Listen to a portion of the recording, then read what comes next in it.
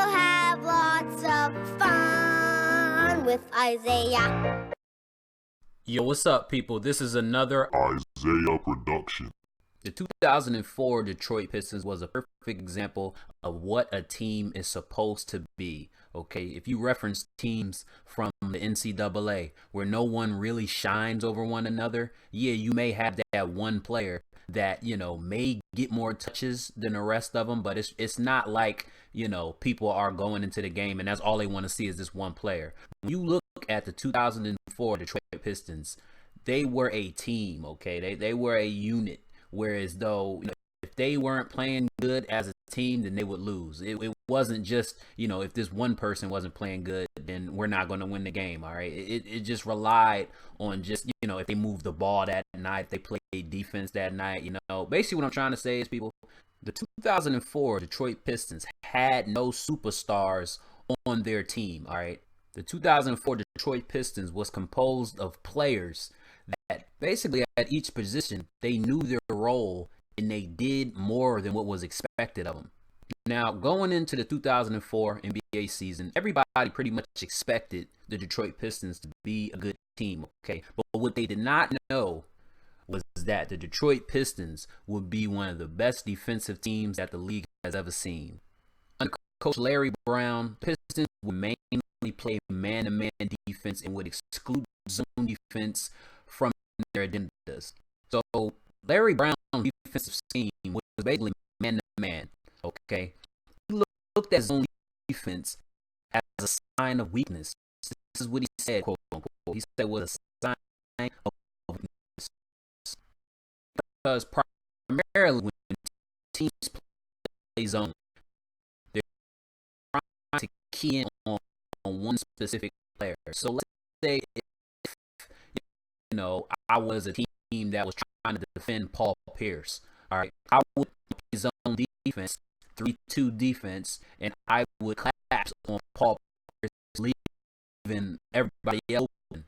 Okay, mainly, basically what I'm trying to say is the defense, zone defense is primarily predicated towards a superstar player that the team has to worry about. Okay. Once you key in on that specific player one night, that leaves everybody open, and he can, the whole team can beat you that way, okay?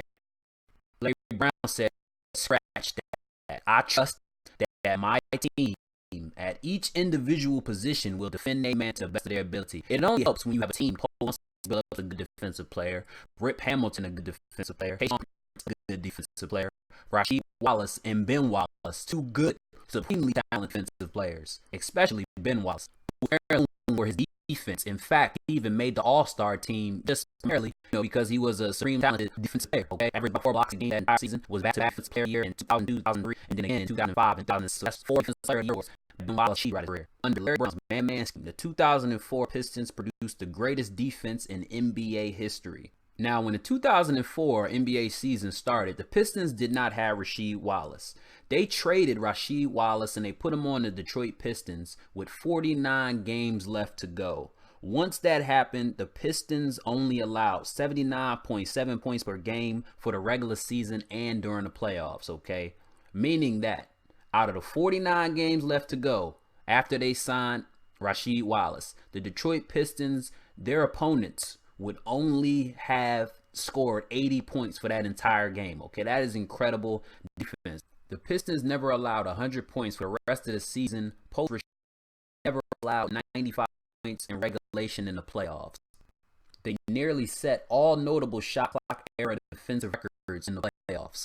So let's just say the Detroit Pistons was, I think it's safe to say, they were the best defensive team in league history, okay? It was just solidified in the NBA playoffs and in the finals. Now, going into the 2004 NBA finals, it was a matchup between the Pistons and the Lakers, all right? Now, going into this series, nobody expected the Pistons to win. They didn't even expect it to be a close series, all right? Most people predicted the Lakers to win in 5 games because they was like, yo, who's going to stop Shaq? There ain't no way in hell Ben Wallace's 6'10" behind is going to be able to defend Shaq. Okay, but that type of thinking is the reason why the Los Angeles Lakers would take part in the biggest upset, I think, in NBA history. Okay, with the Lakers' acquisition of Karl Malone and Gary Payton combined with Shaq and Kobe, the Los Angeles Lakers was the definition of a super-powered super team. Nobody expected them to lose.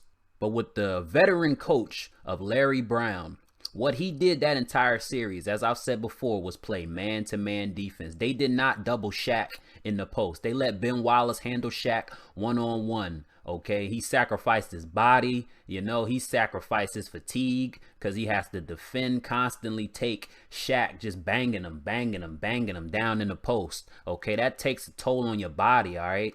And if there was any such thing as a Kobe stopper in NBA history, I say the closest thing was Tayshaun Prince, as he held Kobe to only shooting 38% for that entire series. But at the end of the day, Shaq and Kobe, they got theirs, okay? I think Kobe, he had like 22 points a game for that entire series. Shaq had about 26, all right? It was too shy of Kobe Bryant's, regular season average of 24 points a game, all right? So, Shaq and Kobe, they got theirs, but like I said before, it was the defense of the Detroit Pistons. That's the reason why they won that series, all right? Kobe was out of his comfort zone. Every single shot he was taking was contested, all right? Like I said, 38% from the field. Kobe Bryant shot. His regular season field goal percentage was 43%. The Lakers only won one game this series, and the only reason why they won that game was because Kobe hit a crazy three to send the game into overtime. We all remember the famous shot. The reason why the Detroit Pistons won this series, what I'm trying to say, is because they played man-to-man defense. They stuck to their defensive scheme, okay? Man-to-man defense, and they said, if Kobe and Shaq, if they beat us, then they beat us, okay? We can live with Shaq and Kobe going one-on-one for the entire game, okay? We just can't have the rest of the team beat us, all right? The Pistons will wind up winning in a lopsided series as they won 4-1 over the Los Angeles Lakers. Chauncey Billups will wind up taking home Finals MVP as he averaged 21 points a game. The second leading scorer on the Detroit Pistons was Richard Hamilton. But some of the things I'll always remember about the 2004 Detroit Pistons, of course, one of them got to be their defense, okay? But another thing, and the most significant thing, is the fact that they did not need a superstar to win, okay? They did not need a superstar to win. They basically proved to the world that you don't need a superstar to win a championship. And what makes the Detroit Pistons one of the greatest teams and one of the greatest defensive teams of all time is the fact that during the regular season, no player on the Detroit Pistons roster, starters included, scored over 20 points a game.